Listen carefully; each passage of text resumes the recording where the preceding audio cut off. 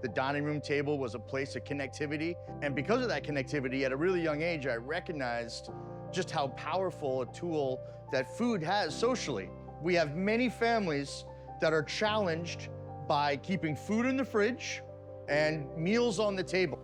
If we had the resources, we could easily feed 3 to 4 times as many people tomorrow, but we don't.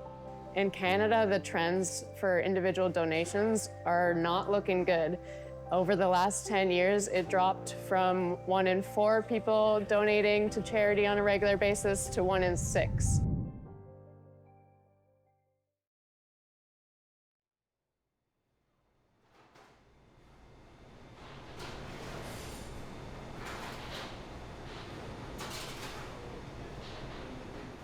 The UN said people throw away enough food to give each person facing hunger around the world more than 1 meal a day. Food waste is a huge driver of climate change. If food waste were a country, it would be the 3rd largest greenhouse gas emitter in the world.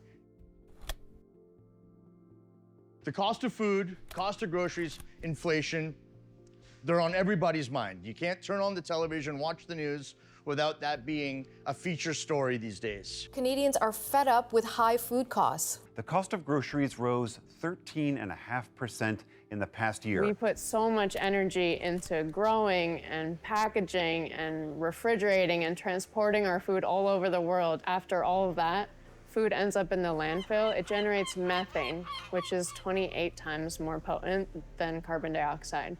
So there's a huge amount of emissions being generated in our food system. We need to be eating that food and not throwing it away after all of that effort. Food Stash is a registered charity. We were established in 2016 with the dual mission of preventing food from being wasted and also providing dignified food access. A Better Life Foundation is a food-based charity that aims at uplifting our community through food. Currently, we're offering around 2,000 meals every single day. About 300 of those meals are made entirely from food that was made from ingredients that were destined for the waste stream. We've been working together since 2022, initially just on some ad hoc food rescues. In spring of 2023, we started working together regularly. We at Food Stash deliver to Better Life Foundation 5 days a week from our surplus food that we're picking up at grocery stores, and then they use that in their daily meal program with the Food Recovery Kitchen.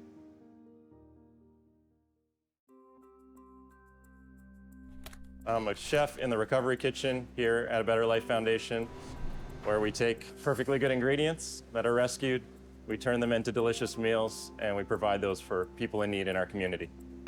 Look at that! That's gold. There you go. It's your gold.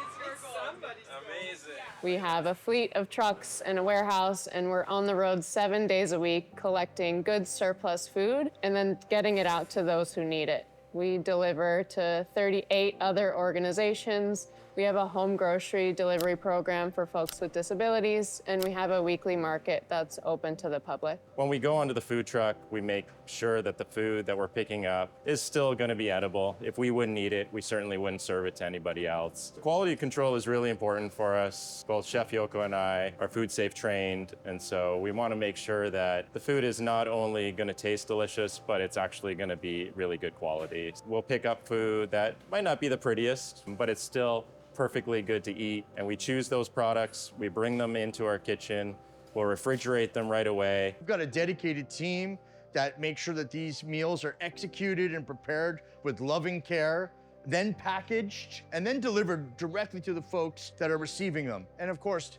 each one of those steps comes with a cost. When people think of charity, they think everything should be free and it doesn't cost anything to run and it doesn't cost anything to benefit from it. But in reality, this work is really expensive.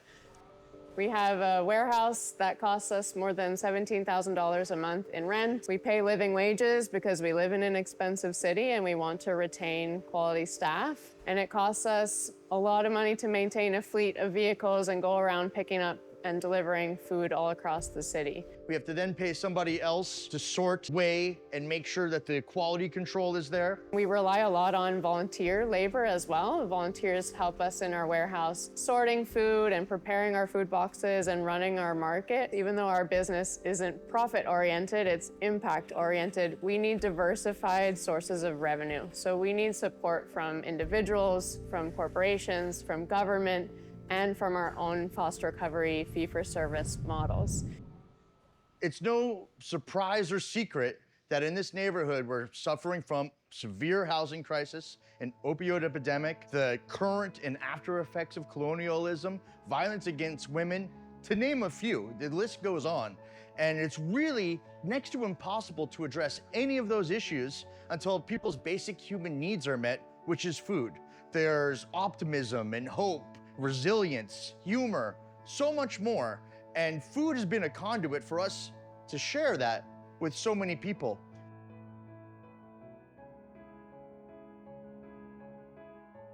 There's lots of ways that you can get involved and help our work. First and foremost, donate.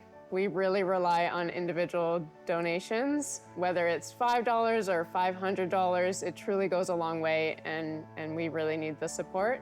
You know, we know there's more food out there being wasted, and there's definitely more people out there who are hungry and need dignified access to food. So we hope to just keep doing what we're doing and doing more of it.